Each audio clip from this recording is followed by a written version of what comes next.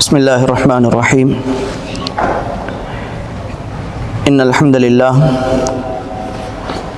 نحمده ونستعينه ونستغفره ونعوذ بالله من شرور أنفسنا ومن سيئات أعمالنا من يهده الله فلا مضل له ومن يضلله فلا هادي له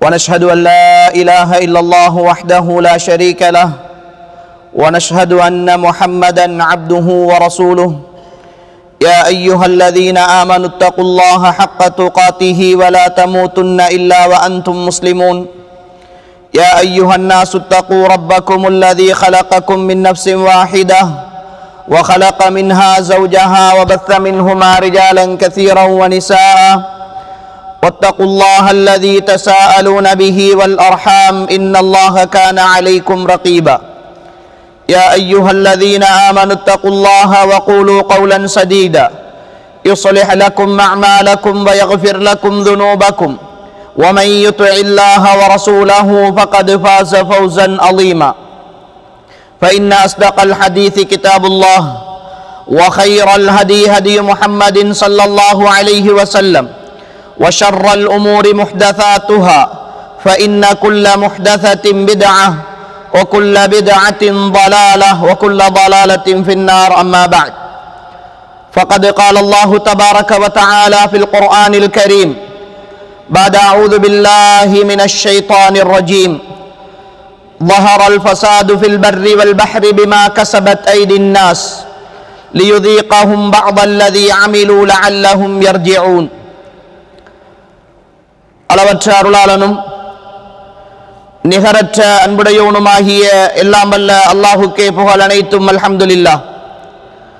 ஸலவாத்தும் ஸலாமும் சாந்தியும் சமாதானமும் சத்திய மார்க்கம் இஸ்லாத்தை ஏந்தி வந்த உத்தம தூதர் ஸல்லல்லாஹு அலைஹி வஸல்லம் அவர்கள் மீதும் அவர்கள் சொன்ன சொல்லினை நடந்த வழியினை அணுவணுவாக பின்பற்றி வாழ்ந்த அன்னாரின் தோழர்கள் குடும்பத்தார்கள் நம் அனைவர்கள் மீதும் என்றென்றும் உண்டாகட்டும் என்று அல்லாஹுவை வேண்டியவனாக அல்லாஹுடைய மாளிகையில் அவனுடைய கடமையை நிறைவேற்றியதற்கு பின்னால் இந்த அமைதியான வேளையில் அவன் மார்க்கத்தில் இருந்து ஒரு சில செய்திகளை தெரிந்து கொள்ளுகிற நல்லெண்ணத்தோடு அமர்ந்திருக்கிற ஏக வல்லவனாகிய அல்லாஹுவின் நல்லடியார்களே, அருமை சகோதர சகோதரிகளே, ரப்புல் ஆலமீனாகிய அல்லாஹ் நாம் எந்த நோக்கத்திற்காக இங்கு அமர்ந்திருக்கிறோமோ அந்த நோக்கத்தை நிறைவேற்றி தந்து வாழும் காலமெல்லாம் அவனுக்கு கட்டுப்பட்டு வாழ்ந்த நல்லவர்களாக வாழ்ந்து இந்த பூமியில் இருந்து விடைபெறுகிற பொழுதும் உண்மையான முஃமின்களாக,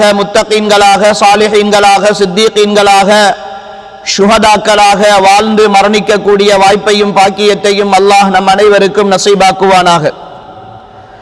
அன்புக்குரிய சகோதர சகோதரிகளே, இன்றைய தலைப்பு சோதனைகளின் பொழுது அல்லாஹுவை அறிந்து கொள்வோம் என்கிற ஒரு தலைப்பு வழங்கப்பட்டிருக்கிறது. இன்றைய கால சூழல், நாம் வாழ்ந்து கொண்டிருக்கிற இந்த காலம் சோதனைகள் இல்லாமல் யாருமே இல்லை என்று சொல்லுகிற அளவுக்கு ஏதோ ஒரு வகையில் ஏதோ ஒரு பிரச்சனையில் மனதை இழந்தவர்களாக, கவலைப்பட்டவர்களாக, சோதிக்கப்பட்டவர்களாக வாழ்ந்து கொண்டிருக்கிறோம்.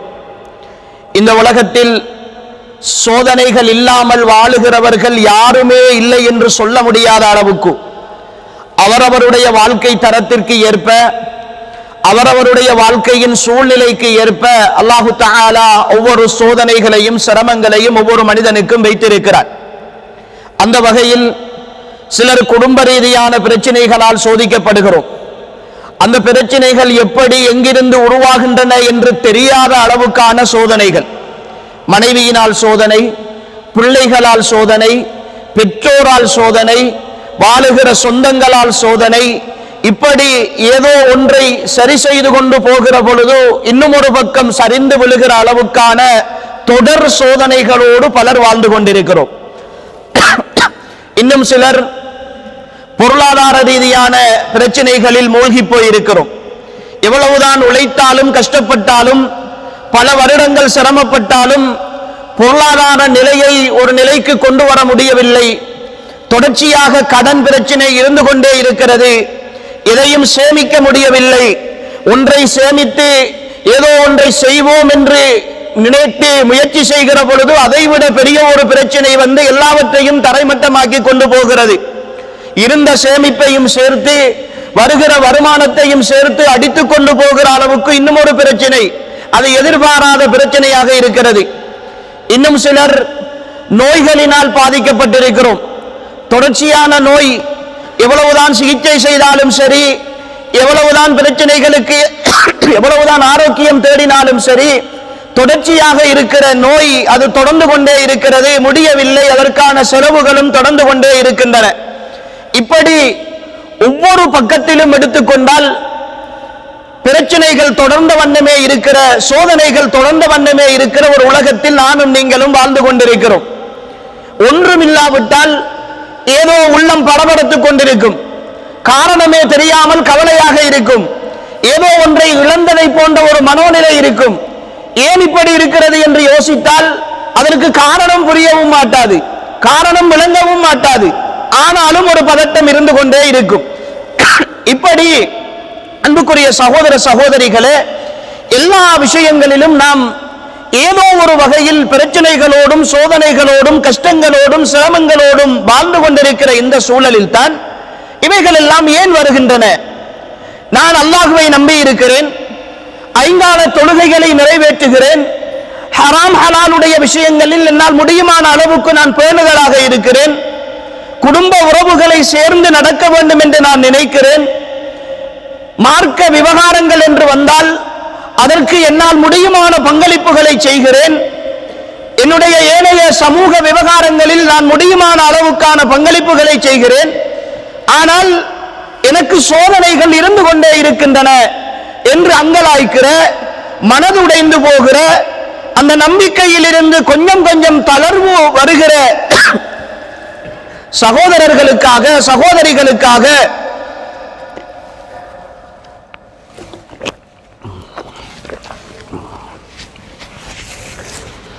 இந்த சோதனைகள் எங்களுக்கு எதை சொல்லித் தருகின்றன, இதை எப்படி புரிந்து கொள்ள வேண்டும் என்கிற ஒரு சில விஷயங்களை இன்றைய காலத்தின் தேவை கருதி உங்களோடு பகிர்ந்து கொள்வது மிக பொருத்தமாக இருக்கும் என்று நினைக்கிறேன். அன்புக்குரிய சகோதர சகோதரிகளே, இந்த சோதனை அல்லது இப்திலா அல்லது முசீபத் என்று வருகிற இந்த விஷயங்களை நாம் நோக்குகிற பொழுது சில அடிப்படைகளை நாம் புரிந்து கொள்ள வேண்டும். முதலாவதாக நாம் புரிந்து கொள்ள வேண்டிய அடிப்படை, இந்த உலகத்தில் சோதனை இல்லாதவர்கள் யாருமே கிடையாது. என்னுடைய பார்வைக்கு வேண்டுமானால் கொஞ்சம் வசதியோடு இருக்கிற ஒருத்தன் சோதனை இல்லாமல் இருக்கலாம், என்னுடைய பார்வைக்கு வேண்டுமானால் நல்ல ஒரு தொழிலிலே இருக்கிற ஒருத்தன் சோதனை இல்லாமல் இருக்கலாம், என்னுடைய பார்வைக்கு வேண்டுமானால் நல்ல ஒரு இடத்திலே திருமணம் முடித்திருக்கிறவன் சோதனை இல்லாமல் இருக்கலாம். ஆனால் இந்த உலகத்தில் அவரவருடைய தரத்திற்கு ஏற்ப ஏதோ ஒரு வகையில் எல்லோரும் சோதிக்கப்பட்டுக் கொண்டுதான் இருக்கிறார்கள். அதை முதலாவது நாம் புரிந்து கொள்ள வேண்டும். அல்லாஹ் தஆலா அவனுடைய திருமறையில் சொல்லுகிறான், அல்லதி ஹலக்கல் மௌத்த வல் ஹயாத்த லியப்லுவக்கும் அய்யுக்கும் அஹ்ஸனு அமலா. உங்களில் நல்லவர்கள் செய்பவர்கள் யார் என்பதை சோதிப்பதற்காகத்தான் இந்த வாழ்வையும் மரணத்தையும் உங்களுக்கு தந்திருக்கிறோம். இந்த வாழ்வு மரணம் என்கிற இந்த அம்சத்திற்குள் நாம் எங்கு போனாலும் சோதனையோடு தான் இருக்க போகிறோம். சோதனை இல்லாமல் நாம் ஒரு காலமும் வாழ முடியாது என்பதை முதலாவதாக நாம் தெளிவாக புரிந்து கொள்ள வேண்டும். யாரை பார்த்தும் யாரும் நினைத்து விடாதீர்கள், இவர் எந்த கஷ்டமும் இல்லாமல் சோதனை இல்லாமல் சிரமம் இல்லாமல் வாழ்ந்து கொண்டிருக்கிறார் என்று நினைத்து விடாதீர்கள். ஏதோ ஒரு வடிவத்தில் அவர் சோதிக்கப்படுவார். சில நேரம் அவரோடு நாம் பேசுவது கிடையாது, அவருடைய வெளித்தோற்றத்தை பார்த்து அவர் எந்த நேரமும் சிரித்துக் கொண்டிருக்கிறார், சந்தோஷமாக இருக்கிறார், நல்ல பெருமதியான வாகனம் வைத்திருக்கிறார், நல்ல ஆடம்பரமான வாழ்க்கை வாழுகிறார். இதற்காக இவருக்கு சோதனை இல்லை என்று நாம் நினைத்திருக்கிறோம். ஆனால் அவர்களோடு பக்கத்திலே போய் இருந்து ஒரு 10 நிமிடம் அமைதியாக பேசினால் அவர்களை விட நாம் மிக சந்தோஷமாக இருக்கிறோம் என்பதை புரிந்து கொள்கிற அளவுக்கு இன்று நிறைய பேருடைய வாழ்க்கை இருக்கிறது. யாருமே சோதனை இல்லாமல் இல்லை, சோதனையை மறைத்துக் கொண்டிருக்கிறார்கள். இந்த அடிப்படையை முதலாவது புரிந்து கொள்ள வேண்டும். இரண்டாவதாக அன்புக்குரிய சகோதர சகோதரிகளே, சோதனைகள் ஒரு முஃமினை பொறுத்தவரை அவனுடைய வாழ்க்கையில் ஏற்படுகிற சோதனைகள் ஒன்றும் அல்லாஹ்வுடைய தண்டனை கிடையாது. நாம் நினைத்துக் கொண்டிருக்கிறோம், எனக்கு ஒரு கஷ்டம் வந்து விட்டால், ஒரு சோதனை வந்து விட்டால், ஏதோ ஒரு பாவத்திற்காக நான் தண்டிக்கப்படுகிறேன். அதே நேரம் சோதனை இல்லாமல் வாழுகிற ஒருத்தன் அவன் அல்லாஹ்வுடைய அருள் பெற்று வாழுகிறான் என்று நாம் நினைத்து விடக்கூடாது. சோதனைகள், சிரமங்கள், கஷ்டங்கள் தண்டனைகளாக மட்டும் இருந்திருந்தால் இந்த உலகத்தில் அல்லாஹு தஆலா அவனால் அனுப்பப்பட்ட எந்த நபிமாருக்கும் அல்லாஹு தஆலா சோதனைகளை கொடுத்திருக்க மாட்டார். இந்த உலகத்தில் அனுப்பப்பட்ட எந்த இறை தூதர் இந்த உலகத்தில் சோதிக்கப்படாத ஒரு மனிதராக இருந்தார். நபி நூஹ் அலைஹிஸ்ஸலாம் அவர்கள் சோதிக்கப்படவில்லையா? நபி இப்ராஹிம் அலைஹிஸ்ஸலாம் அவர்கள் சோதிக்கப்படவில்லையா? நபி யாக்கூப் அலைஹிஸ்ஸலாம் அவர்கள் சோதிக்கப்படவில்லையா? நபி யூசுப் அலைஹிஸ்ஸலாம் அவர்கள் சோதிக்கப்படவில்லையா? நபி இஸ்ஹாக் அலைஹிஸ்ஸலாம் அவர்கள் சோதிக்கப்படவில்லையா? நபி ஈசா அலைஹிஸ்ஸலாம் அவர்கள் சோதிக்கப்படவில்லையா? நபி மூசா அலைஹிஸ்ஸலாம் அவர்கள் சோதனைக்குட்படுத்தப்படவில்லையா? இந்த உலகத்தில் அல்லாஹ்வுடைய சோதனைகள் தண்டனைகளாக மட்டும் பார்க்கப்பட்டிருந்தால் இந்த உலகத்தில் அல்லாஹு தஆலா அதை நபிமார்களுக்கு கொடுத்திருக்க மாட்டார். அதிலும் குறிப்பாக இந்த உலகத்தின் தலைவர், ஈருலக வழிகாட்டி, என் உயிரிலும் மேலானவர் முஹம்மது ஸல்லல்லாஹு அலைஹி வஸல்லம் இந்த உலகத்தில் அனுபவித்த சோதனைகள் வார்த்தைகளால் சொல்ல முடியாதவை. ஒரு மனிதனுடைய வாழ்க்கையில் ஆக கஷ்டமான ஒரு நிமிடம் அவனுடைய பெற்றோரை இழக்கிற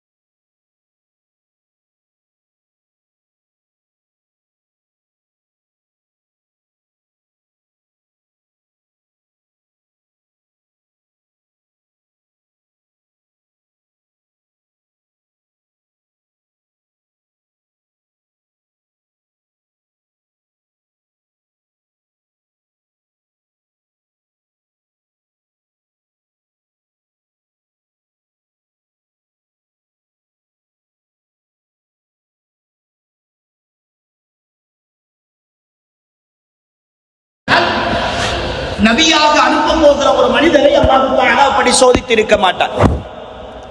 பெருமானார் ஸல்லல்லாஹு அலைஹி வஸல்லம் அவர்கள் தன்னுடைய வாழ்க்கையில் நிறைய சுகங்களை இழந்திருக்கிறார்கள் என்பதை வரலாற்றில் பார்க்கிறோம். அதைவிட அல்லாஹ்வின் தூதருடைய வாழ்க்கையில் நாம் கண்ட மிக உன்னதமான ஒரு சோதனை, மிக கடுமையான ஒரு சோதனை என்ன தெரியுமா? என்னுடைய பிள்ளை என் மடி மீது தவழ்ந்து விளையாடுகிறது, என்னோடு கொஞ்சி பேசுகிறது. என் பிள்ளைக்கு ஒரு சாதாரண தலைவலி வந்து விட்டால், ஒரு தடுமல் வந்து விட்டால், ஒரு காய்ச்சல் வந்து விட்டால் என்னால் தாங்க முடியவில்லை, பதறி போகிறேன். பிள்ளைக்கு ஏதாவது கீழே தவறி விழுந்து ஒரு சின்ன காயம் வந்து விட்டால் அந்த பிள்ளையினுடைய அந்த வலியின் காரணமாக நான் துடித்து போகிறேன். அன்புக்குரிய சகோதர சகோதரிகளே, பெருமானார் ஸல்லல்லாஹு அலைஹி வஸல்லம் அவர்களுக்கு 7 குழந்தைகள். பெருமானார் ஸல்லல்லாஹு அலைஹி வஸல்லம் அவர்களுக்கு 7 குழந்தைகள். அதிலே 4 பெண் குழந்தைகள், 3 ஆண் குழந்தைகள். அல்லாஹ்வின் தூதர் ஸல்லல்லாஹு அலைஹி வஸல்லம் அல்லாஹ்வுடைய ஒரு உன்னதமான நபி. எனக்கு என்னுடைய குழந்தையை ஒரு பாக்கியமாக நான் கருதுகிறேன். என்னுடைய ஒட்டுமொத்த சொத்துக்களை இழந்தாவது என் பிள்ளைக்கு ஒரு நோய், ஒரு கஷ்டம், ஒரு சோதனை வந்துவிட்டால், ஒரு ஆபரேஷன் செய்ய வேண்டும் என்றால் என்னுடைய சொத்துக்களை இழந்தாவது என் பிள்ளையை பாதுகாக்க வேண்டும் என்று நான் ஆசைப்படுவேன். நான் 10-15 வருடங்கள் உழைத்த ஒட்டுமொத்த சொத்துக்களையும் என் பிள்ளையினுடைய ஒரு நோய்க்கு மருந்து செய்ய வேண்டும் என்ற நிலை வந்தால் எந்த பெற்றோரும் தயங்க மாட்டார்கள், எந்த தாயும் தயங்கிக் கொண்டிருக்க மாட்டாள்.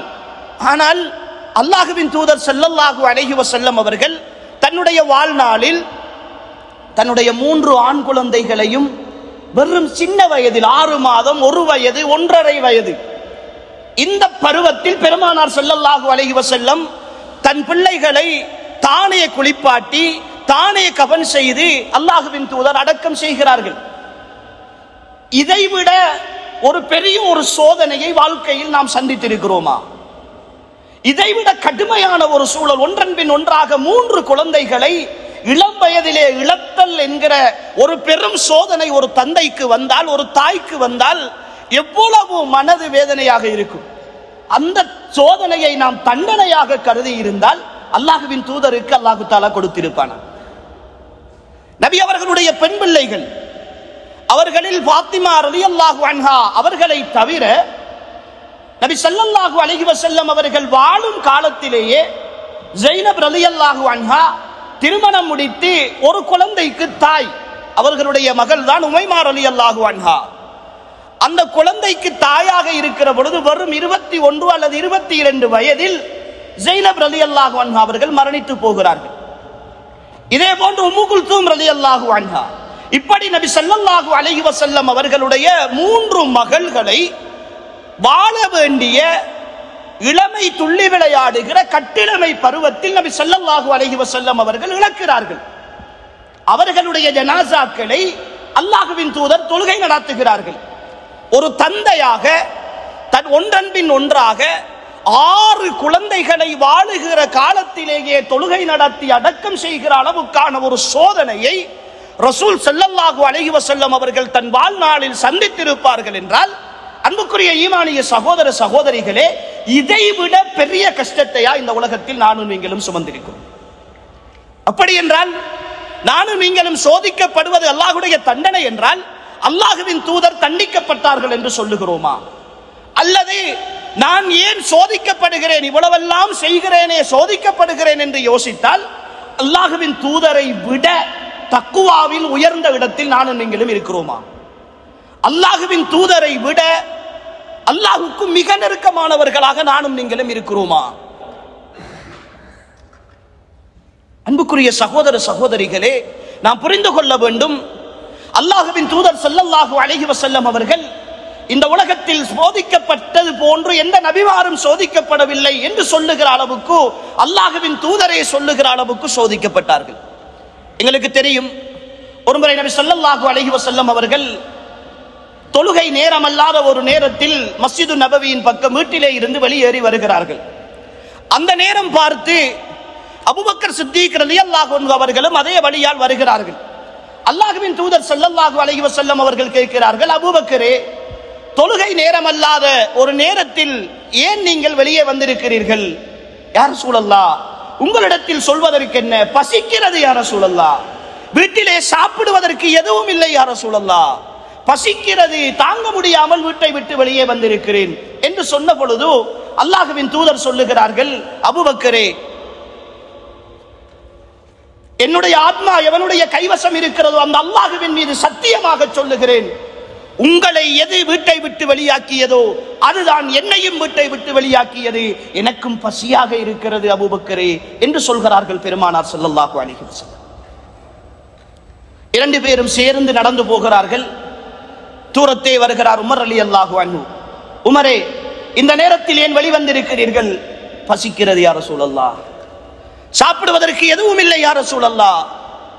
அன்புக்குரிய சகோதர சகோதரிகளே, வறுமை வறுமை, கஷ்டம் கஷ்டம் என்று யோசிக்கிறோமே, கடன் கடன் என்று பாட்டு படித்துக் கொண்டிருக்கிறோமே, அதை பற்றியே அடிக்கடி பேசிக் கொண்டிருக்கிறோமே, அது பற்றியே கவலைப்பட்டு கொண்டிருக்கிறோமே, உள்ளத்தில் கை வைத்து சொல்லுங்களேன், என்றாவது ஒரு நாள் பசியோடு இருந்து பட்டினியோடு இருந்து சாப்பிடுவதற்கு எதுவும் இல்லை என்ற நிலையிலே நீங்கள் வீட்டை விட்டு வெளியிலே வந்த ஒரு சந்தர்ப்பத்தை உங்களுடைய வாழ்க்கையில் நினைத்து பாருங்களேன். அப்படி ஒரு சந்தர்ப்பத்தை, அந்த அளவுக்கான ஒரு சோதனையை அல்லாஹ் ஏற்படுத்தவில்லை என்றால், அல்லாஹ்வின் தூதர், இந்த உலகத்தின் தலைவர், அல்லாஹ்வுக்கு மிக நெருக்கமானவர், வாழும் காலங்களிலே அல்லாஹ்வுக்கு அணுவளவு மாறு செய்யாத ஒரு உன்னத தலைவர், மஹ்ஷரில் நாளை மறுமையில் அல்லாஹ்வால் எழுப்பப்படுகிற முதல் மனிதர், சுவனத்தை தட்டிக்கொண்டு சுவனத்திற்குள் போகிற முதல் மனிதர், முழு உலக மனித சமுதாயத்திற்குமாக அல்லாஹ்விடத்தில் ஷஃபாஅத் செய்கிற தலைவர், ஹவுதுல் கௌசர் என்ற நீர்த்தடாகத்தின் சொந்தக்காரர், இந்த உலகத்தில் அவர் கையேந்தி கேட்டால் அல்லாஹ் மறுக்கவே மாட்டான், அல்லாஹ் கொடுத்து விடுவான் என்று சொல்கின்ற அளவுக்கான உன்னதமான தலைவர் ஸல்லல்லாஹு அலைஹி வஸல்லம் அவர்களுடைய வாழ்க்கை, இந்த உம்மத்தில் முதலாக சுவர்க்கம் போகிற மனிதருடைய நிலைமை, அவரை கண்டால் ஷைத்தானே அடுத்த வழியால் போவான், அவருடைய நாவில் அல்லாஹ் பேசுகிறான் என்று அல்லாஹ்வின் தூதரால் புகழ்ந்து சொன்ன உமர் ரலியல்லாஹு அன்ஹு அவர்களுடைய நிலைமை, வீட்டிலே சாப்பாடு இல்லாமல் பசியோடு பட்டினியோடு வெளியிலே வருகிறார்கள் என்றால், அன்புக்குரிய சகோதர சகோதரிகளே, நாம் புரிந்து கொள்ள வேண்டும், இந்த சோதனைகள் என்பது மூன்றாவது அல்லாஹ்வுடைய சுன்னா. அல்லாஹ் தான் நாடியவர்களை இந்த விஷயத்தில் சோதித்துக் கொண்டே இருப்பான். அதிலிருந்து யாரும் தப்ப முடியாது. இந்த பூமியில் நீங்கள் ஆயிரக்கணக்கான வருடங்கள் வாழ்ந்து, அந்த ஆயிரக்கணக்கான வருடங்களும் நீங்கள் என்னதான் சோதனையிலிருந்து தப்ப வேண்டும் என்று இந்த உலகத்தின் எந்த மூலைக்கும் நீங்கள் ஓடி ஒளிந்தாலும் சரி, உங்களால் சோதனைகளிலிருந்து தப்ப முடியாது. சோதனைகளிலிருந்து தப்பிவிட முடியாது, அதிலிருந்து கலந்து விட முடியாது. இது யதார்த்தமானது. அப்படி ஒரு சூழ்நிலை இருக்குமாக இருந்தால், அல்லாஹ்வின் தூதர் என்கிற அந்த அற்புதமான மனிதரை அல்லாஹு தஆலா இவ்வளவுக்கு சோதித்திருக்க மாட்டான். அந்த சோதனையை முன்மாதிரியாக காட்டி இருக்க மாட்டான். நிம்மதியாக வாழ வேண்டும், நிம்மதியாக வாழ வேண்டும் என்று சொல்லுகிறோமே. பெருமானார் ஸல்லல்லாஹு அலைஹி வஸல்லம் மக்காவிலே இருந்து மதீனாவுக்கு வந்ததற்கு பிறகு மதீனாவினுடைய ஆட்சியை கைப்பற்றுகிறார்கள், மதீனாவினுடைய ஜனாதிபதியாக இருக்கிறார்கள் என்று நாம் சொல்லிக் கொள்கிறோமே. பெருமானார் ஸல்லல்லாஹு அலைஹி வஸல்லம் 10 வருடங்கள் மதீனாவினுடைய சூழலில் இருக்கிறார்கள். அந்த 10 வருடங்களில் கிட்டத்தட்ட 17க்கு மேற்பட்ட யுத்தங்களை பெருமானார் ஸல்லல்லாஹு அலைஹி வஸல்லம் அவர்கள் சந்திக்கிறார்கள். அந்த யுத்தங்களுக்காக தயார்படுத்துகிறார்கள், அதற்காக படைகளை அனுப்புகிறார்கள், தளபதியாக போகிறார்கள் என்றால் எப்பொழுது நபி அவர்கள் நிம்மதியாக இருந்திருப்பார்கள்? ஒரு யுத்தம் முடிய இன்னும் ஒரு யுத்தத்திற்கான தயாரிப்பு, இன்னும் ஒரு போராட்டம், இன்னும் ஒரு பிரச்சினை, இன்னும் ஒரு சிக்கல், இன்னும் ஒரு படை நடாத்த வேண்டும், இன்னும் ஒரு எதிரியை சந்திக்க வேண்டும் என்கிற மனோநிலையில் 10 ஆண்டுகளில் 17க்கு மேற்பட்ட யுத்தங்கள் என்றால் கிட்டத்தட்ட ஓராண்டில் 2 யுத்தங்கள் 3 யுத்தங்கள் என்று நபி ஸல்லல்லாஹு அலைஹி வஸல்லம் அவர்கள் எவ்வளவு சோதிக்கப்பட்டிருப்பார்கள். அன்புக்குரிய ஈமானிய சகோதர சகோதரிகளே, நாம் தெளிவாக புரிந்து கொள்ள வேண்டும், இந்த சோதனைகள் எனக்கும் உங்களுக்கு மட்டும் சொந்தமானவைகள் அல்ல. நாம் எல்லோரும் அப்படித்தான் பேசிக் கொள்கிறோம். யாராவது ஒருவரிடத்திலே பேசினால் இந்த உலகத்தில் அவர் மட்டும்தான் சோதிக்கப்படுவதை போலவும் மற்ற எல்லோரும் அவரை விட நன்றாக இருப்பதை போலவும் பேசுகிற காட்சிகளையும் அது சம்பந்தமாக சொல்லுகிற நிலைமைகளையும் அன்புக்குரியவர்களை நாம் நிறைய பார்த்து கொண்டிருக்கிறோம். ஆனால் அப்படி அல்ல. இந்த உலகத்தில் எல்லோரும் ஏதோ ஒரு வடிவத்தில் அல்லாஹ்வுடைய அருளால் சோதிக்கப்பட்டு கொண்டே இருக்கிறார்கள். அந்த சோதனைகளில் எப்படி நடந்து கொள்கிறார்கள் என்பதை பார்ப்பதற்காகவும், எப்படி அவர்களுடைய வாழ்க்கையை அமைத்துக் கொள்கிறார்கள் என்பதை அல்லாஹ் தஆலா அறிந்து கொள்வதற்காகவும் இந்த உலகத்தில் அவர்களை சோதித்துக் கொண்டே இருக்கிறார். நம் ஹஸிபத்தும் மன் ததுகுலுல் ஜன்னா, நீங்கள் அவ்வளவு லேசாக சுவர்க்கத்திற்கு போகலாம் என்று நினைத்துக் கொண்டிருக்கிறீர்களா? வலம்மா யாத்திக்கும் மஸலுல் லதீன ஹலவ் மின் கப்லிக்கும், உங்களுக்கு முன்பிருந்தவர்கள் சந்தித்ததை நீங்கள் சந்திக்காமல் அவ்வளவு லேசாக சுவர்க்கத்திற்கு போகலாம் என்று நினைத்துக் கொண்டிருக்கிறீர்களா? மஸ்ஸத்ஹுமுல் பஅஸாஉ வல் ضراء وزلزلوا حتى يقول الرسول والذين آمنوا معه متى نصر الله.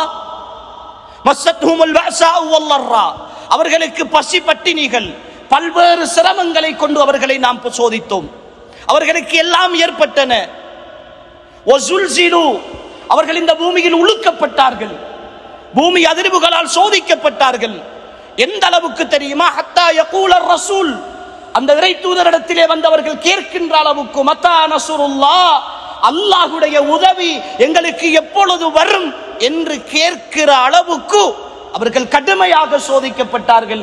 இந்த சோதனைகளை எல்லாம் சந்திக்காமல் நீங்கள் அவ்வளவு லேசாக சொர்க்கத்திற்கு போகலாம் என்று எண்ணிக்கொண்டிருக்கிறீர்களா என்று அல்லாஹ் கேட்கிறார்.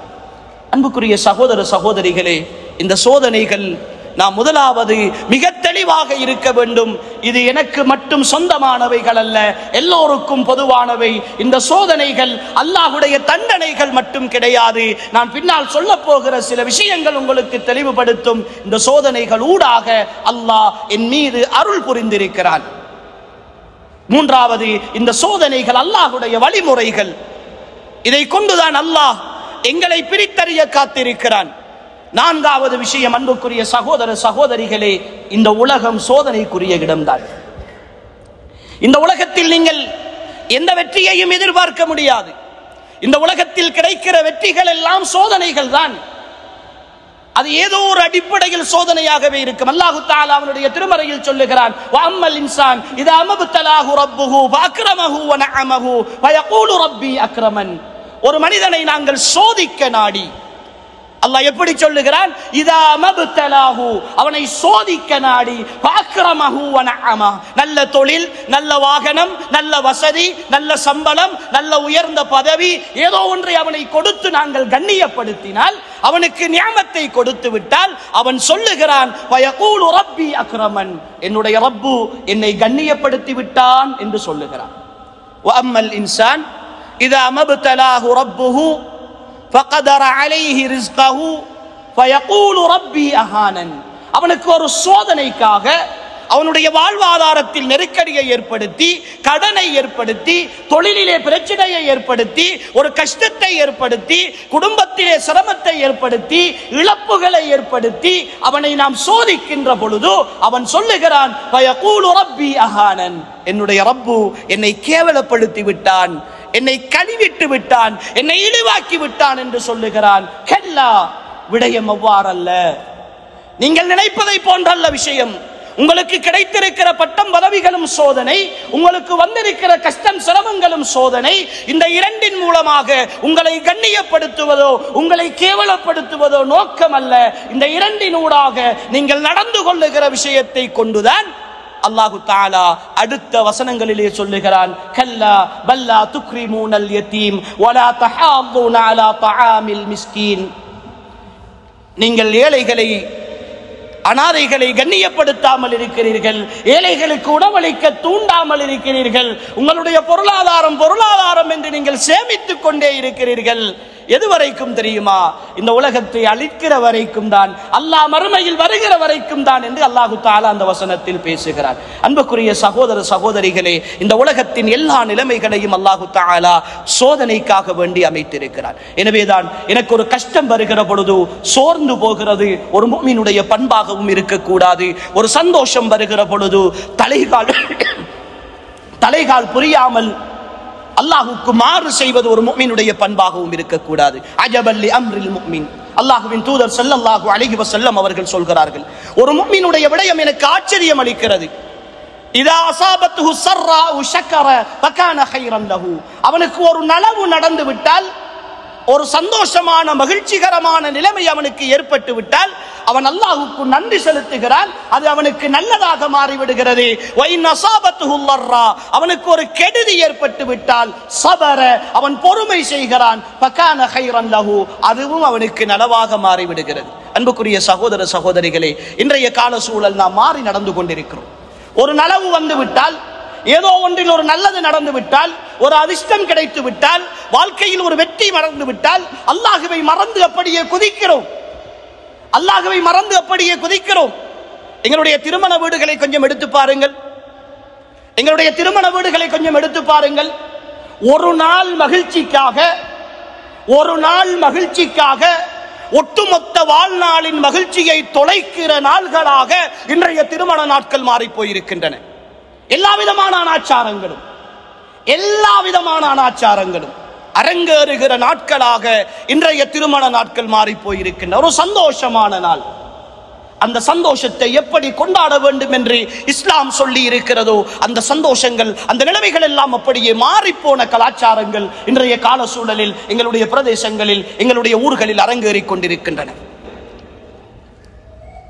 கணவன் மனைவியோடு சேர்ந்து நடத்துகிற கூத்துக்கள், திருமணத்திற்கு முன்னால் நடக்கிற அனாச்சாரங்கள், அதற்கு முன்னால் நடக்கிற விருந்துகள், பாட்டிகள் என்ற பெயரிலே நடக்கிற விஷயங்கள், திருமணத்தன்று நடக்கிற ஆண் பெண் கலப்புகள், இன்று இசை நிகழ்ச்சிகள், நடனங்கள், இது போன்று மாப்பிள்ளையினுடைய கூட்டாளிமார் நண்பர்கள் சேர்ந்து கொண்டு செய்கிற அலப்பறைகள் என்று சொல்லி இன்றைய திருமணங்கள் ஒட்டுமொத்த அந்நிய கலாச்சாரங்களின் வடிவங்களாக மாறி போயிருக்கின்றன.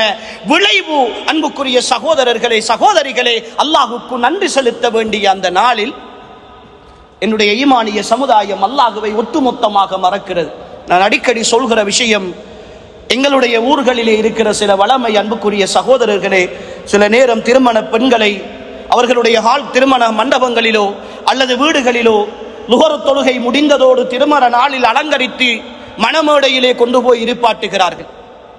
அந்த பிள்ளை இப்போது இருக்கிற இந்த மேக்கப் சிஸ்டம், எல்லா விதமான அலங்காரங்களையும் செய்து அதற்கென்று ஆயிரக்கணக்கில் லட்சக்கணக்கில் செலவழித்து கொண்டு போய் இருப்பாட்டுகிறார்கள்.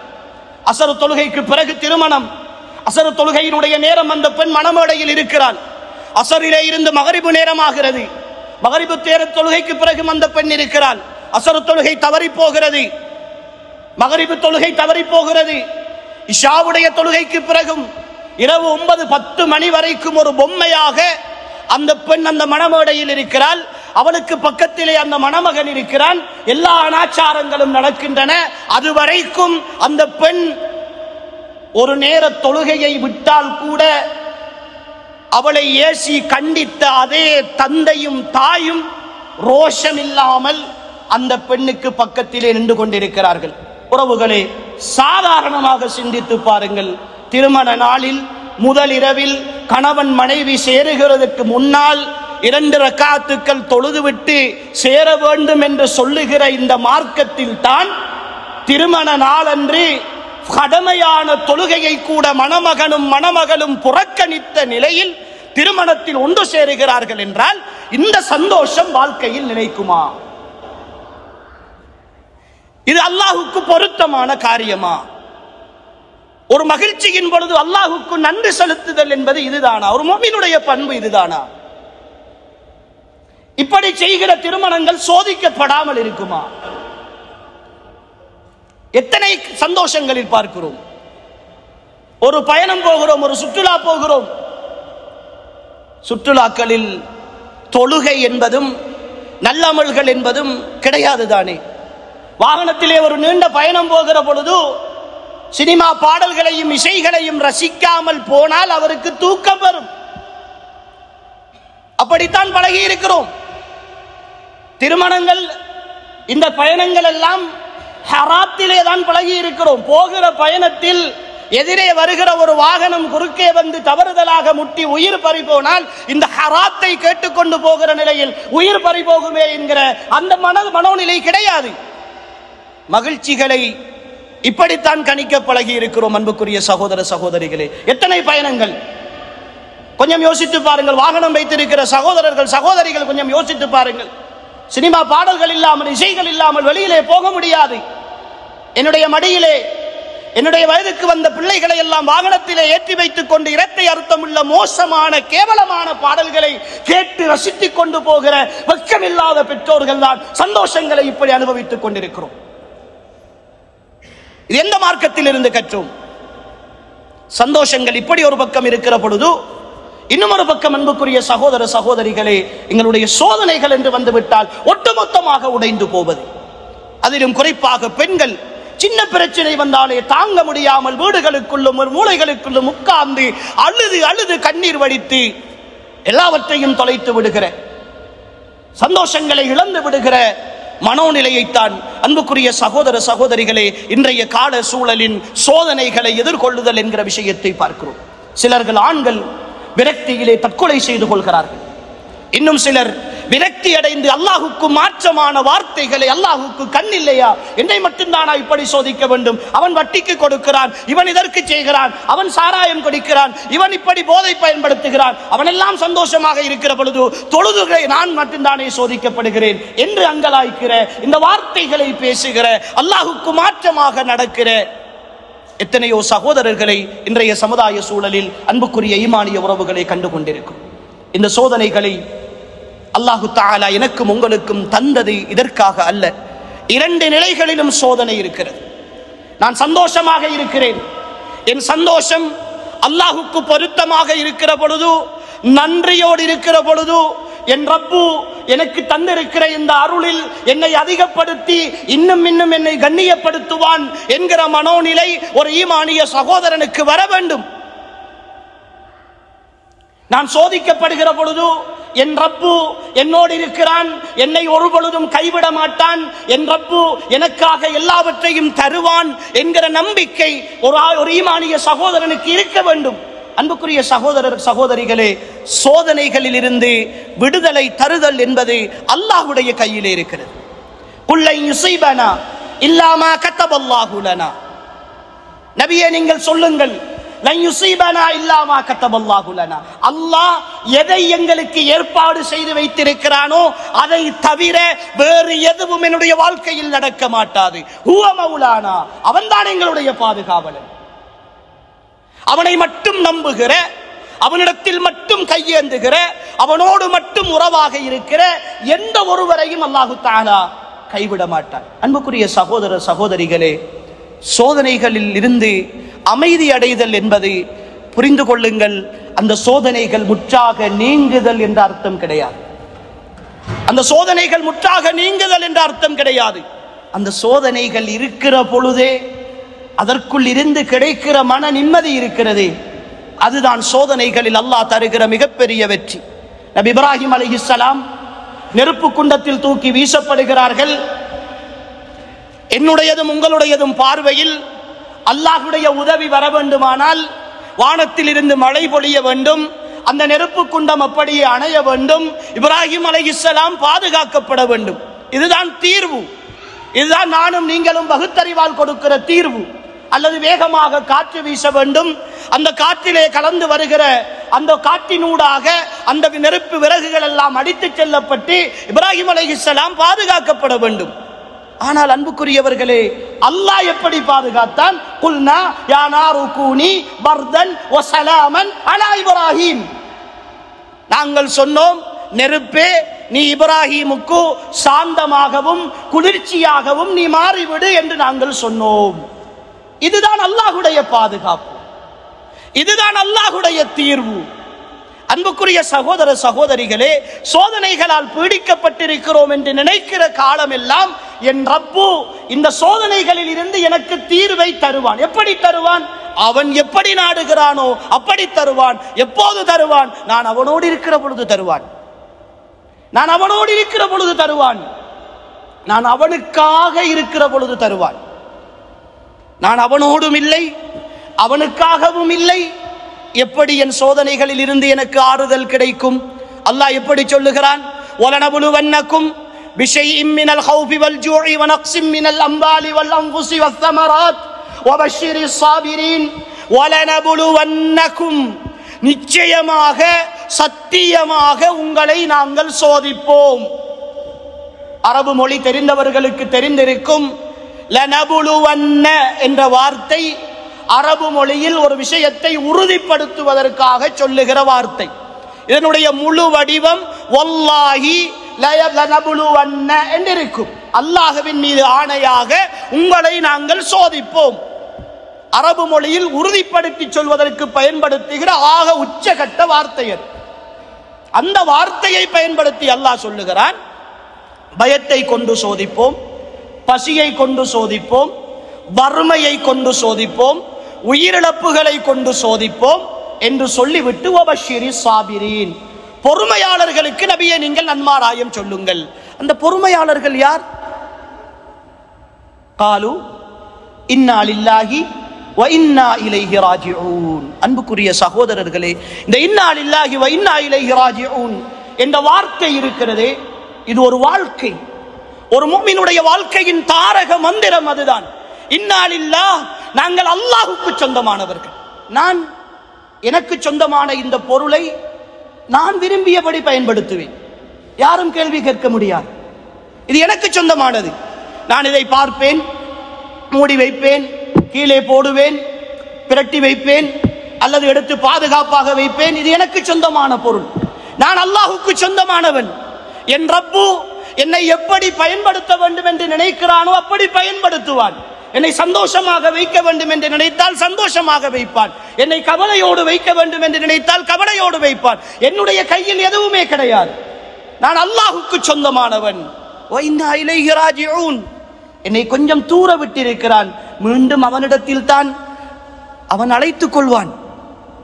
அவனுக்கு சொந்தமான என்னை அவன் எடுத்துக் கொள்வான். இப்படி இருக்கிற பொழுது என் சோதனைகள், என் சந்தோஷங்களில் அவனுக்கு நான் எப்படி மாறு செய்ய முடியும்? அதிலிருந்து எப்படி நான் உடைந்து போக முடியும்? அவனிடத்தில் மீளாமல் நான் எப்படி இருக்க முடியும்? அன்புக்குரிய சகோதர சகோதரிகளே, இந்த வார்த்தையை சொல்லுகிற பொழுது உங்களுடைய உள்ளத்தில் ஆழமாக பதிகிற ஒரு கேள்வியை கேட்கிறேன். இனிமானிய உறவுகளே, உள்ளத்தில் கை வைத்து சொல்லுங்களேன். உங்களுடைய வாழ்க்கையில் சோதனைகள், பிரச்சனைகள், கஷ்டங்கள், துன்பங்கள், நோய்கள், பிள்ளைகளுக்கு பிரச்சனை, மனைவிக்கு பிரச்சனை, வறுமை, கடன் தொல்லை என்று வருகிற பொழுதெல்லாம் எத்தனை தடவைகள் பின்னிரவு வேளைகளில் எழுந்து அல்லாஹ்வுடைய சன்னிதானத்தில் முசல்லாவை போட்டு, யா அல்லாஹ், எனக்கு இன்ன பிரச்சனை இருக்கிறது, உன்னை தவிர வேறு யாரும் எனக்கு குணப்படுத்த முடியாது, உன்னை தவிர உன்னை யாரும் எனக்கு சுகமளிக்க முடியாது, உன்னை தவிர வேறு யாரும் தீர்த்து வைக்க முடியாது, ஏனென்றால் நான் உனக்கு சொந்தமானவன், நீதான் இதை குணப்படுத்த வேண்டும் என்று அல்லாஹ்விடத்தில் கதறிவிட்டு வந்துதான் அடுத்த தீர்வை தேடினோம் என்று சொல்லுகிற சகோதர சகோதரிகள் எத்தனை பேர் அன்புக்குரிய சகோதரர்கள் இந்த சபையில் இருப்போம்? சோதனைகளை பற்றி நண்பர்களிடத்தில் அங்கலாய்க்கிறோம், மனைவிமார்களிடத்தில் பேசுகிறோம், பிள்ளைகளிடத்தில் பேசுகிறோம், பெற்றோர்களிடத்தில் பேசுகிறோம், ஊரார்களிடத்தில் பேசுகிறோம், தெரிந்தவர்களிடத்தில் பேசுகிறோம். இவர்கள் எல்லாவரைக்கும் சொந்தமாக இருக்கிற அல்லாஹ்விடத்தில் பேச மறந்து போகிறோமே, அல்லாஹ்விடத்தில் பேச மறந்து போகிறோமே. அந்த மறதியினுடைய விளைவுதான் மகிழ்ச்சி இல்லாமல் வாழ்க்கையை கழித்துக் கொண்டிருக்கிறோம் தெரியுமா? வாழ்க்கையை அப்படியே இழந்து கொண்டிருக்கிறோம் தெரியுமா? அன்புக்குரிய சகோதர சகோதரிகளே, இந்த சோதனைகள் அல்லாஹ்வுடைய புறத்தில் இருந்து வருகிற பொழுது அதற்கான தீர்வுகளையும் அல்லாஹ்விடத்தில் தேடக்கூடியவர்களாக நானும் நீங்களும் இருக்க வேண்டும். அன்புக்குரிய சகோதரர்களே, அல் குர்ஆனை நாம் புரட்டி பார்த்தோம் என்றிருந்தால் இந்த சோதனைகளை அல்லாஹ் தஆலா 6 காரணங்களுக்காக எங்களுக்கு ஏற்படுத்துகிறார். முதலாவது விஷயம், இந்த சோதனைகள் ஏற்படுவதற்குரிய முதலாவது காரணம் அன்புக்குரியவர்களே, நாம் செய்கிற பாவங்களுக்குரிய குற்றப்பரிகாரமாக அல்லாஹு தஆலா இந்த சோதனைகளை ஏற்படுத்துகிறார். மனிதர்கள் என்ற அடிப்படையில் நாம் பாவம் செய்யக்கூடியவர்கள். அந்த பாவங்களில் இருந்து எம்மை பரிசுத்தப்படுத்த வேண்டும் என்ற நோக்கத்தில் அல்லாஹு தஆலா சோதனைகளை ஏற்படுத்துகிறார். அல்லாஹு தஆலா அவருடைய திருமறையில் சொல்லுகிறான், வமா அஸாபக்கும் மின் முஸீபத்தின் ஃபபிமா கஸபத் ஐதீக்கும். உங்களுக்கு ஏற்படுகிற சோதனைகள் இருக்கிறதே, அது உங்களுடைய கரங்கள் சம்பாதித்துக் கொண்டவை என்று அல்லாஹு தஆலா சொல்லுகிறார். சொல்லிவிட்டு அந்த வசனத்தை எப்படி முடிக்கிறான் தெரியுமா? வயஃபு அன் கஸீர். அதிகமானவற்றை நாங்கள் மன்னித்து விட்டோம். அல்லாஹ்வுடைய அன்பை பாருங்கள். நானும் நீங்களும் செய்கிற பாவங்களுக்கும், அல்லாஹ்வுக்கு எதிராக செய்கிற காரியங்களுக்கும், அல்லாஹ்வுக்கு எதிராக நடக்கிற நடைமுறைகளுக்கும் அல்லாஹ் பதில் தருவது அல்லாஹ்வுடைய சோதனையாகவும் தண்டனையாகவும் இருந்து அது என்னுடைய வாழ்க்கையில் நியதியாக இருந்திருந்தால், அன்புக்குரிய சகோதரர்களே, இந்த பூமியில் யார் சந்தோஷமாக இருக்க முடியும்? ஒருவேளை நான் இரவின் தனிமையில் என் ரப்புக்கு எதிராக என் ரப்பு தடுத்திருக்கிற ஒரு பாவத்தை யாரும் பார்க்கவில்லை என்ற நம்பிக்கையோடு ஒரு காட்சியை, ஒரு சினிமாவை, ஒரு ஆபாசத்தை நான் பார்க்கிற பொழுது அந்த பாவத்திற்கு தண்டனையாக மறுநாள் காலையில் நான் எழும்புகிற பொழுது என் பார்வையை பறித்தல் தான் அல்லாஹ்வுடைய நியதியாக இருந்திருந்தால் இந்த பூமியில் எத்தனை குருடர்கள் நடமாடியிருக்கும். அல்லாஹ்வுக்கு மாற்றமான வார்த்தைகளை கேட்கிற பொழுது அந்த இசைகளையும் புறங்களையும் பொய்களையும் கோள்களையும் மோசமான ஆபாச வார்த்தைகளையும் கேட்கிற பொழுது என் காதுகளுக்குள் இருக்கிற கேட்கின்ற திறனை பறித்து என்னை சோதிப்பதுதான் அல்லாஹ்வுடைய நியதி என்றிருந்தால், அன்புக்குரிய சகோதர சகோதரிகளே, எத்தனை பேர் இன்று செவிடர்களாக வாழ்ந்து கொண்டிருப்போம் தெரியுமா? பேசுகிற வார்த்தைகளில், அல்லாஹ்வுக்கு மாற்றமாக பேசுகிற வார்த்தைகளுக்கு அல்லாஹ்வுடைய தண்டனை, நாவில் இருக்கிற பேசும் சக்தியை இழத்தல் தான் அல்லாஹ்வுடைய தண்டனை என்றிருந்தால் இந்த பூமியில் எத்தனை ஊமையர்கள் நடமாடியிருக்கும். ஆனால் அல்லாஹ் சொல்லுகிறான், உங்களுக்கு ஏற்படுகிற சோதனைகள் உங்களுடைய கரங்கள் சம்பாதித்தவைகள் தான், ஆனாலும் வயஃபு அன் கஸீர், அதிகமானவற்றை நாங்கள் மன்னித்து விடுகிறோம். இன்னும் ஒரு வசனத்தில் அல்லாஹு தஆலா சொல்லுகிறான், வலா யுஆஹிதுல்லாஹு الناس بظلمهم ما ترك عليها من دابة.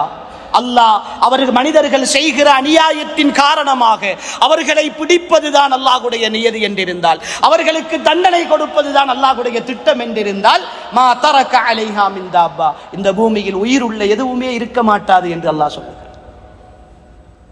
அன்புக்குரிய சகோதரர்களே சகோதரிகளை புரிந்து கொள்ளுங்கள். நான் செய்த பாவத்திற்கு அல்லாஹ் எனக்கு தந்திருக்கிற சோதனை மிக கம்மியானது, மிக குறைந்தது.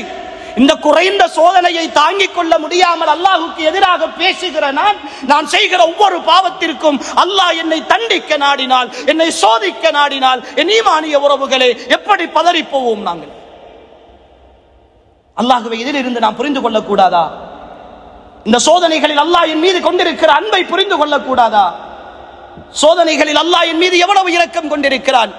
எனக்கு நான் செய்த பாவங்களில் இருந்து நான் கொஞ்சம் திசை மாற வேண்டும் என்பதற்காகத்தான் இந்த சோதனைகளை தந்திருக்கிறானே தவிர, அன்புக்குரியவர்களே, ஒரு கஷ்டம் ஏற்படுகிற பொழுது உள்ளத்தில் கை வைத்து சொல்லுங்களேன், ஒரு தலைவலியோ, ஒரு நோயோ, ஒரு காய்ச்சலோ, ஒரு சிரமமோ, ஒரு கடனோ, மனைவியால் ஒரு தொல்லையோ, கணவனால் ஒரு கஷ்டமோ ஏற்படுகிற பொழுது என்றாவது ஒரு நாள் நான் கடைசியாக என்ன பாவம் செய்தேன் என்று யோசித்திருக்கிறோமா? நான் கடைசியாக என்ன பாவம் செய்தேன் என்று உணர்ந்திருக்கிறோமா? எங்களுடைய சலஃப் அறிஞர்கள் சொல்லுவார்கள், என்னுடைய வாகனத்திலோ என்னுடைய மனைவியிலோ ஏதாவது ஒரு பிரச்சனை ஏற்பட்டால் நான் செய்த பாவத்தின் வெளிப்பாடு என்பதை நான் புரிந்து கொள்வேன் என்று சொல்லுகிறார்கள். இந்த சோதனைகள் நாங்கள் செய்கிற பாவத்தினுடைய வெளிப்பாடுகள். அன்புக்குரியவர்களே, எத்தனை தொழுகைகளை வீணடித்திருக்கிறோம். ஒவ்வொரு தொழுகைக்கும் எனக்கு அல்லாஹு தஆலா ஏதோ ஒரு சோதனையை என் வாழ்க்கையில் வைத்திருந்தால் எத்தனை கஷ்டங்களை சந்தித்திருப்போம். அன்புக்குரியவர்களே, என்றாவது யோசித்திருக்கிறோமா? ரஹ்மான் எனக்கு தந்தது ஒரு நேர தொழுகையை விட்டதனுடைய சோதனையாக இருக்கலாம். ஆனால் நான் ஒரு வாரத்தின் தொழுகையை, ஒரு மாதத்தின் தொழுகையை, ஒரு வருடத்தின் தொழுகையை அப்படியெல்லாம் வீணடித்திருக்கிறேன். என் ரப்பு அப்படியெல்லாம் கணக்கு பார்த்து என்னை சோதிப்பதாக இருந்தால் இந்த பூமியில் நான் எப்படி சந்தோஷமாக இருக்க முடியும்? நான் எப்படி சகோதரர்களை நிம்மதியாக இருக்க முடியும்? இருக்க முடியாதல்லவா?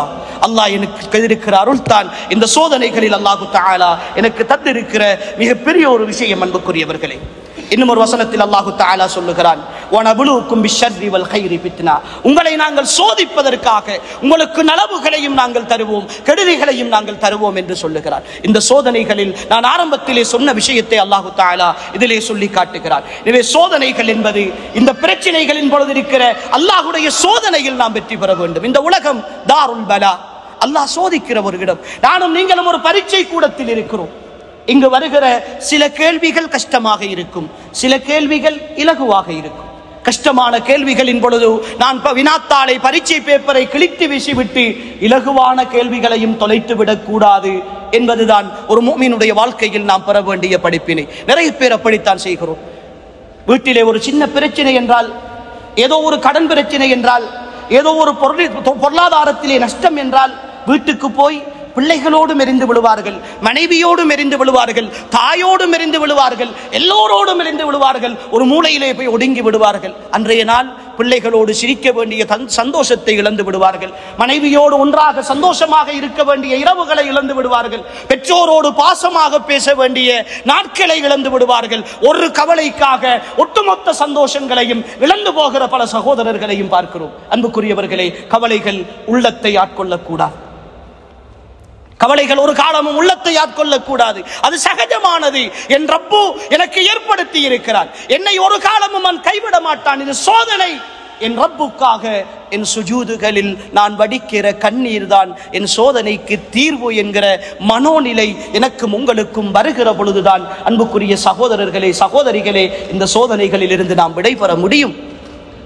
நாம் நினைத்துக் கொண்டிருக்கிறோம் மன அமைதி என்பது, நான் அடிக்கடி சொல்கிற விஷயம், மகிழ்ச்சி என்பது, சந்தோஷம் என்பது வேறு, மன அமைதி என்பது வேறு.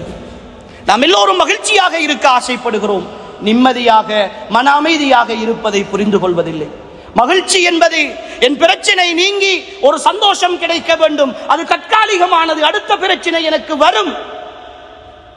அதுதான் இந்த உலகத்தினுடைய நியதி.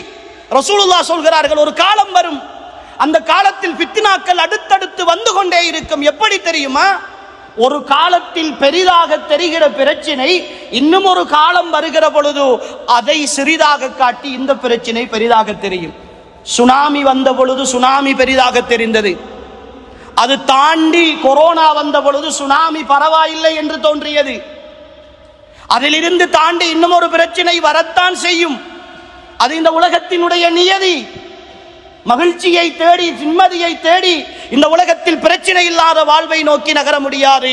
ஆனால் அன்புக்குரியவர்களே, இந்த பிரச்சனைகள் சோதனைகள் எல்லாம் என் ரப்பு ஏதோ ஒரு நலவுக்காக ஏற்படுத்தி இருக்கிறான், என்னை சோதிப்பதற்காக ஏற்படுத்தி இருக்கிறான். என் ரப்பின்பால் நான் நெருங்குகிற பொழுது எனக்கான தீர்வு கிடைக்கும் என்கிற பொழுது வருகிற மன நிம்மதி இருக்கிறதே அன்புக்குரியவர்களே, அதை இந்த உலகத்தில் விலை கொடுத்து வாங்க முடியாது. விலை கொடுத்து உங்களுடைய காசு பணங்களால், பொருளாதாரங்களால், உங்களுடைய பதவிகளால், உங்களுடைய பட்டங்களால், உங்களுடைய வேறு வேறு அந்தஸ்துகளால் அதை வாங்கிட முடியாது. அன்புக்குரிய சகோதர சகோதரிகளே, அல்லாஹுக்காக சொல்லுகிறோம், இழந்து போன ஒரு சொத்தை மீட்டெடுக்க வேண்டும். அன்புக்குரியவர்களே, மீண்டும் முசல்லாக்களில் வடிக்கிற கண்ணீர்கள், சுஜூதுகளில் வடிக்கிற கண்ணீர்கள் மீண்டு வர வேண்டும். இறுகி போன இதயத்தோடு மாறி போயிருக்கிறோம் சகோதரர்களே, இறுகி போன இதயத்தோடு மாறி இருக்கிறோம். சோதனைகளின் பொழுது அல்லாஹ்வை ஏசுகிறோமே தவிர அல்லாஹ்விடத்தில் மீளுவோம் என்கிற மனநிலை எங்களிடத்தில் நிறைய பேரிடத்தில் இல்லாமல் போயிருக்கிறது. அல்லாஹுக்காக சொல்லுகிறோம் சகோதரர்களே, தனிமையில் இருக்கிறோம், தூரத்தில் இருக்கிறோம், எல்லா விதமான உறவுகளையும் இழந்து வந்திருக்கிறோம், நிறைய கஷ்டங்களோடு தான் இங்கு வந்திருக்கிறோம். யாரும் 10 வருடங்கள் 12 வருடங்கள் 15 வருடங்கள் உறவுகளை விட்டு, மனைவியை விட்டு, பிள்ளைகளை விட்டு ஏதோ விருப்பத்தோடும் சந்தோஷத்தோடும் இங்கு யாரும் குடியிருப்பவர்கள் கிடையாது. ஏதோ ஒரு பிரச்சனை, ஏதோ ஒரு கஷ்டம், ஏதோ ஒரு தேவை வாழ்க்கையில் இருக்கிறது என்கிற அந்த இலக்கை நோக்கிய பயணத்தில் தான் எல்லோரும் இங்கு இருக்கிறோம். ஆனால் இந்த இலக்குகள் நிறைவேற்றப்பட வேண்டுமாக இருந்தால் அன்புக்குரியவர்களே, ஒரு பக்கம் நாம் எம்முடைய இலக்கை ஆசைப்படுகிறோம், இன்னும் ஒரு பக்கம் இறைவனை விட்டு, அந்த இலக்கை தர வேண்டியவனை விட்டு தூரமாகி கொண்டிருக்கிற ஒரு வாழ்க்கையில் வாழ்ந்து கொண்டிருக்கிறோம். அவரவரை பற்றி அவரவர் சிந்தியுங்கள், அவரவரை பற்றி யாரை பற்றியும் சிந்திக்காதீர்கள். பக்கத்து பெட்டிலே இருப்பவரை கூட யோசிக்காதீர்கள். நீங்கள் எப்படி இருக்கிறீர்கள்? உங்களுக்கும் அல்லாஹுக்குமான உறவு எப்படி இருக்கிறது? அன்புக்குரிய சகோதரர்களே, இந்த பள்ளிவாசலில் இருந்து அல்லாஹுவின் மீதும் அல்லாஹுடைய தூதரின் மீதும் நம்பிக்கை வைத்து அவர்களுடைய வார்த்தைகளில் ஆழமான நம்பிக்கை கொண்டு சொல்கிறோம். இந்த பூமியில் நீங்கள் சோதிக்கப்படுகிறீர்கள், ஆனால் உங்களுக்கும் அல்லாஹுக்குமான உறவு பலமாக இருக்கிற நிலையில் நீங்கள் சோதிக்கப்படுகிறீர்கள் என்றால் புரிந்து கொள்ளுங்கள், இந்த உலகத்தில் உங்களை விட வெற்றியாளர்கள் யாரும் கிடையாது. உங்களை விட வெற்றியாளர்கள் யாரும் கிடையாது. சின்ன சம்பளம் தான், நெருக்கடி தான், வாழ்க்கையின் கஷ்டம் தான், மனைவி பிள்ளைகளுடைய பிரிவு தான், ஆனாலும் என் ரப்போடு நான் இருக்கிறேன் என்ற நிலையில் நான் சோதிக்கப்படுகிறேன் என்றால் அன்புக்குரிய ஈமானிய உறவுகளே, புரிந்து கொள்ளுங்கள், நீங்கள் எல்லோரும் அல்லாஹ்வுடைய நெருக்கத்தோடு இருக்கிறீர்கள். மூன்றாவதாக அன்புக்குரிய சகோதர சகோதரிகளே, என் சோதனைகள் என் பாவத்திற்கான பரிகாரங்கள். அல்லாஹ்வின் தூதர் சொல்லுகிறார்கள், ஒரு முஃமினுடைய காலில் தைக்கின்ற முள், அவனுக்கு ஏற்படுகின்ற ஒரு சின்ன வலி, அவனுக்கு ஏற்படுகின்ற ஒரு கவலை, ஒரு கஷ்டம் எல்லாமே அவனுடைய குற்றங்களுக்கு பரிகாரம் என்று சொல்லுகிறார்கள். இதை சொல்லுகிற பொழுது இது சாதாரணமாக தெரியலாம் அன்புக்குரியவர்களே, ஆனால் இதனுடைய யதார்த்தம் என்ன தெரியுமா? நான் இந்த உலகத்தில் இந்த கஷ்டங்களை அனுபவித்து அனுபவித்து அனுபவித்து அனுபவித்து என் பாவங்கள் எல்லாம் மன்னிக்கப்படுகிற நிலையில் கடைசி நிமிடம் என் உயிர் பறிக்கப்படுமாக இருந்தால், என் உயிர் பறிக்கப்படுமாக இருந்தால், நாளை மஹ்ஷருடைய வழியில் இந்த உலகத்தை விட பன்மடங்கு விசாலமான சுவனத்து வாழ்க்கையின் சந்தோஷம் எனக்கு கிடைக்கும் என்பதை நாம் உணரத் தவறுகிறோம். ஏன் தெரியுமா? இந்த உலகத்தை மட்டுமே வாழ்க்கையின் லட்சியமாக கொள்ளுகிறோம். உலகத்தில் சந்தோஷமாக இருக்க வேண்டும். யார் சந்தோஷமாக இருந்திருக்கிறார்? யார் சகோதரர்களே சந்தோஷமாக இருந்திருக்கிறார்? முகநூலை எடுத்து பாருங்களேன், சமூக வலைத்தளங்களை எடுத்து பாருங்களேன், ஜனாசா செய்திகள் அடுக்கடுக்காக வந்து கொண்டிருக்கின்றன. இன்றைய தினம் கூட காலையில் அதிகாலை வேளை ஒரு 7 மணிக்கு என்னுடைய ஊரை சேர்ந்த ஒரு சகோதரர் ஒரு விபத்திலே மரணித்து போனார். என்னை விட ஒரு 3-4 வயது மூத்தவர், எல்லோரோடும் அன்பாக பழகக்கூடிய ஒரு சகோதரர். ஆனால் அவரை பற்றி வருகிற கொமான்ஸுகள், நேற்றுத்தான் அவரை சந்தித்தோம், அவர் ஒரு மீன் வியாபாரி, அவரிடத்தில் நேற்றுத்தான் வாங்கினேன், நேற்றுத்தான் இப்படி அவரை சந்தித்தேன் என்று எல்லோரும் பேசுகிறார்கள். கடைசியிலே இன்று அவர் ஜனாசாவாக அடக்கம் செய்யப்பட்டு விட்டார். நாளை நேற்றுத்தான் இவர் இப்படி பேசிக் கொண்டிருந்தார், இன்று அடக்கம் செய்து விட்டார்கள் என்று என்னை பற்றி பேசுவதற்கு நாலு நேரம் இல்லை, நேரம் எடுக்காது. வாழ்க்கையின் இந்த குறுகிய பயணத்தில் என் சோதனைகளால், என் கஷ்டங்களால், என் கவலைகளால், என் பாவங்கள் எல்லாம் மன்னிக்கப்பட்டு, நான் பரிசுத்தப்படுத்தப்பட்டு, நான் புனிதப்படுத்தப்பட்டு இந்த உலகை விட்டு பிரிகிறேன் என்றால் அல்லாஹ்வுடைய சன்னிதானத்தில் எனக்கான வெகுமானங்கள் அன்புக்குரிய சகோதர சகோதரிகளே அழகாக இருக்குமே.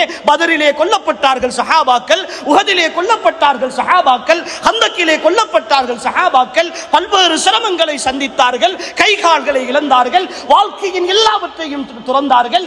ஏன்? மறுமையின் சந்தோஷத்தை அவர்கள் பெரிதாக கருதினார்கள்.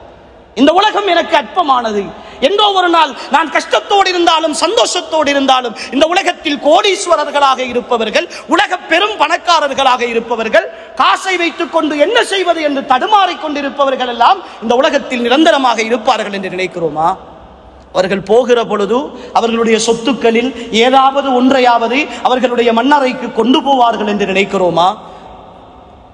இல்லாத இந்த பெருமானம் இல்லாத இந்த பயணத்தில் நான் கஷ்டத்தோடு இருந்தால் என்ன, சந்தோஷத்தில் இருந்தால் என்ன, சந்தோஷத்தில் இருந்து அல்லாஹுக்கு மாறு செய்வதை விட கஷ்டத்தில் இருந்து அல்லாஹுவை நினைத்து நினைத்து நான் அழுது அழுது அல்லாஹ்விடத்தில் தௌபா செய்து இந்த உலகத்தில் வெற்றி அடைந்தவனாக நான் மஹ்ஷரை சந்திக்கிற அந்த பாக்கியம் எனக்கு கிடைக்க வேண்டும் என்று ஒரு முஃமின் ஆசைப்படுவதில் என்ன தவறு இருக்க போகிறது? அன்புக்குரிய சகோதர சகோதரிகளே, எனவே அன்புக்குரியவர்களே, இந்த உலகத்தின் சோதனைகள் அல்லாஹ்வுடைய அருள், அல்லாஹ்வுடைய அருள். நான் சோதிக்கப்படுகிற ஒவ்வொரு நொடியும், என் உள்ளம் பாதிக்கப்படுகிற ஒவ்வொரு நொடியும், என் கண்களில் இருந்து கண்ணீர் வடிகிற ஒவ்வொரு நொடியும் என் ரப்பு என்னை பார்த்து கொண்டிருக்கிறான். புரிந்து கொள்ளுங்கள் அன்புக்குரியவர்களே, என்னையும் உங்களையும் பெற்ற தாயை விட, என்னையும் உங்களையும் பெற்ற தாயை விட கோடிக்கணக்கான மடங்கு இரக்கமுள்ள ரஹ்மான் அவன். ஒரு பிள்ளையின் கண் கலங்கி கண்ணீர் வருகிற பொழுது, அந்த பிள்ளை அழுகிற பொழுது, அந்த பிள்ளை வேதனையால் துடிக்கிற பொழுது எந்த தாயும் மூளையிலே ஒதுங்கிக் கொண்டு அதை ரசித்துக் கொண்டிருக்க மாட்டாள். இந்த உலகத்தின் சாதாரண தாயால், அந்த அன்பால், அந்த தாய்மையால் ஒரு பிள்ளையின் வலியை பொறுத்துக் கொள்ள முடியவில்லை என்றால் அவனுக்காக வாழுகிற, அவனை நேசிக்கிற, அவனுக்காக சுஜூது செய்கிற, அவனிடத்தில் பிரார்த்தனை செய்கிற, அவனை மட்டுமே நம்பி வாழுகிற என்னையும் உங்களையும் அந்த ரப்பு எப்படி சகோதரர்களை கைவிடுவான்? எப்படி கைவிடுவான்? அவனுடைய அன்பின் மீது சந்தேகமா? அன்புக்குரிய சகோதரர்களே, இன்னும் ஒரு பக்கம் என்னையும் உங்களையும் சோதனைகளை விட எவ்வளவு அருள்களோடு வாழ வைத்திருக்கிறான்.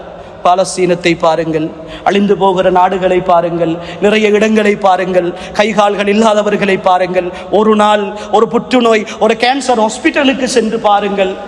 ஒரு நாள் ஒரு வைத்தியசாலையை விசிட் பண்ணி பாருங்கள்.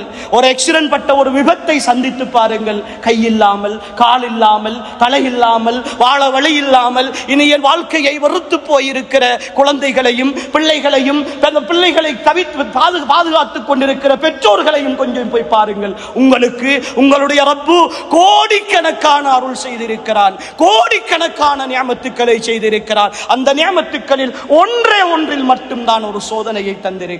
நீங்கள் ஒரு கோடியை மறந்துவிட்டு ஒன்றை நினைத்து, ஒன்றை பற்றி மட்டும் யோசித்து யோசித்து அல்லாஹ்வுடைய அருளை மறந்து கொண்டிருக்கிறீர்களே, அல்லாஹ்வை பற்றி புறக்கணிக்கிறீர்களே, அல்லாஹ்வை பற்றி தப்பெண்ணம் கொண்டு கொண்டிருக்கிறோமே.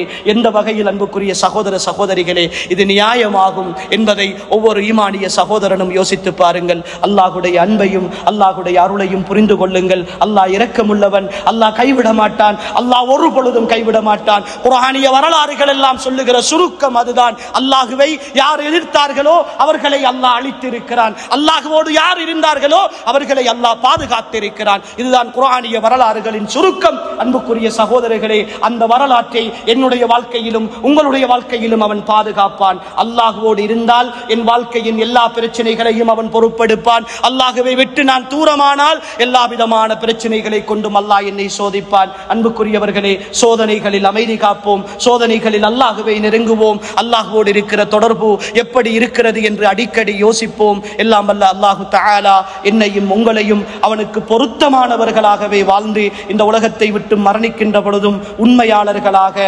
சத்தியவான்களாக அவனுடைய சோதனைகளில் பொறுமை செய்து, அவனிடத்திலே பிரார்த்தனை செய்து, அவனிடத்திலே தஞ்சம் அடைந்து, அவனுக்காக கண்ணீர் வடித்து, அவன் சுஜூதிலே இருந்து தேவைகளை கேட்டு பெற்றுக்கொண்ட நல்ல மக்களுடைய கூட்டத்தில் என்னையும் உங்களையும் சேர்த்தருள்வானாக. ஹாதா மா இந்தி வல் இல்மு இந்தல்லாஹ் வ ஆகிரு தஅவானா அல்ஹம்துலில்லாஹி ரப்பில் ஆலமீன். வஸ்ஸலாமு அலைக்கும் வரஹ்மத்துல்லாஹி வபரகாத்துஹு.